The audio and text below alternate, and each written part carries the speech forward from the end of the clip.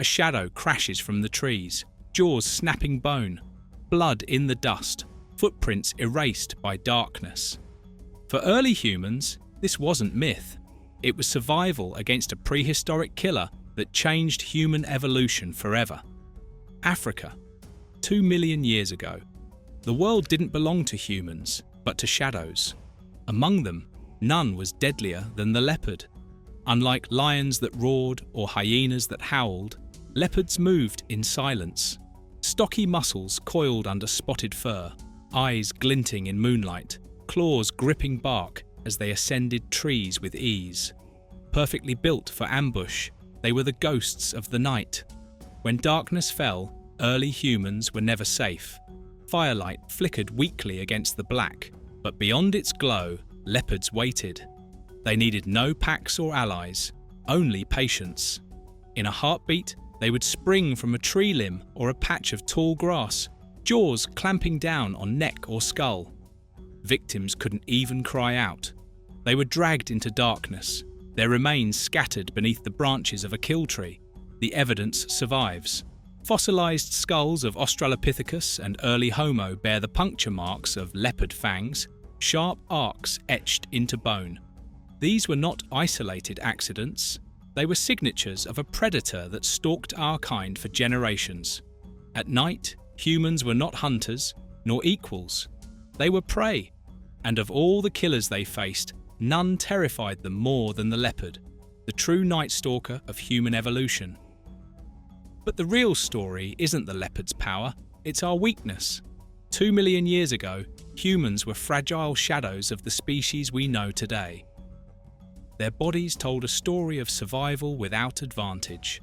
No claws to slash, no fangs to tear, no blinding speed to escape. On the open grasslands, they were slower than antelope, weaker than baboons, and utterly exposed when night fell. Shelter offered little protection. Many slept in caves or shallow depressions in the earth, but darkness turned these into traps. A single leopard could slip in unseen, jaws closing before anyone stirred.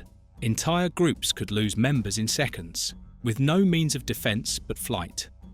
The evidence of this vulnerability still survives.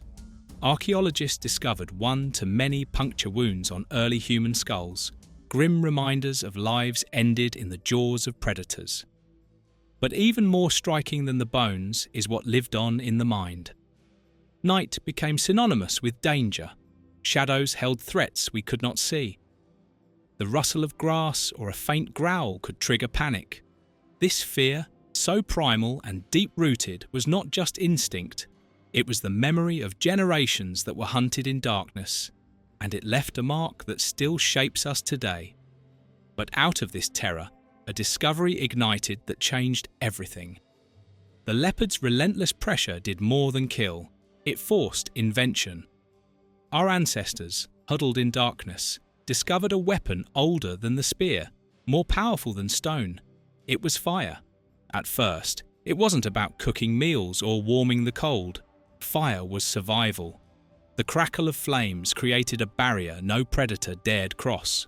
Leopards that once slipped silently into caves now kept their distance, their night vision useless against the shifting blaze. For the first time, humans weren't entirely helpless when the sun went down. They had light, they had deterrence, but fire did more than protect. Around its glow, people gathered. Fear turned into conversation, into comfort, into planning. The flickering light revealed faces, emotions, and stories. Language began to take shape, forged in the need to share warnings and build trust.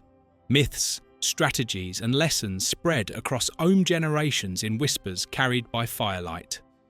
What began as a shield against the leopard became the spark of culture itself. The night no longer belonged solely to predators. With fire, humans gained a foothold, one that would grow into civilization. The leopard's hunt had forced us into the flames, and in those flames, we found ourselves. But fire alone wasn't enough. Humans needed teeth of their own. The leopards remained a constant danger. Fire kept them back, but sometimes flames died, or courage faltered. Our ancestors realized that survival meant more than hiding, it meant striking back. The first weapons were not elegant. A sharpened stick, hardened in flame, became a fang in human hands. Later, stone-tipped spears gave reach and piercing power.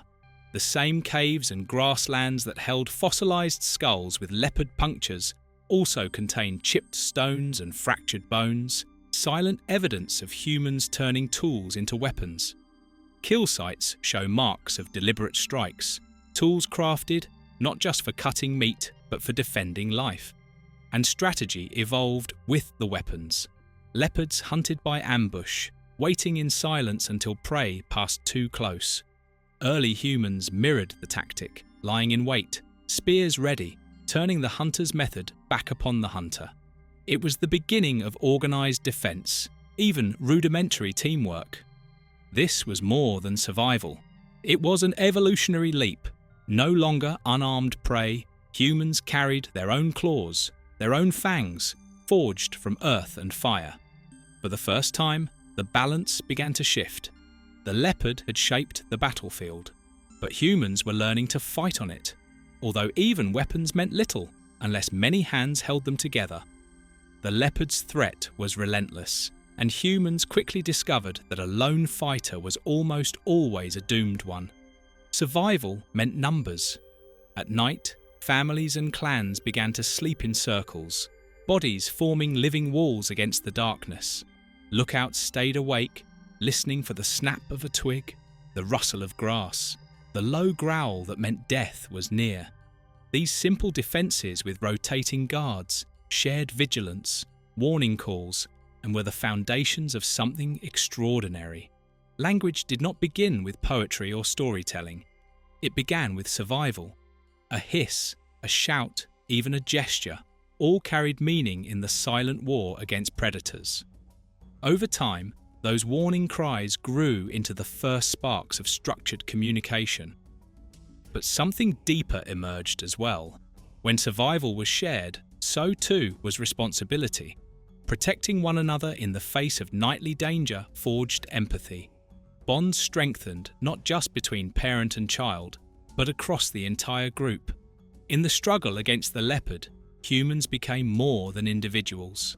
They became a society, bound together by trust, sacrifice, and cooperation.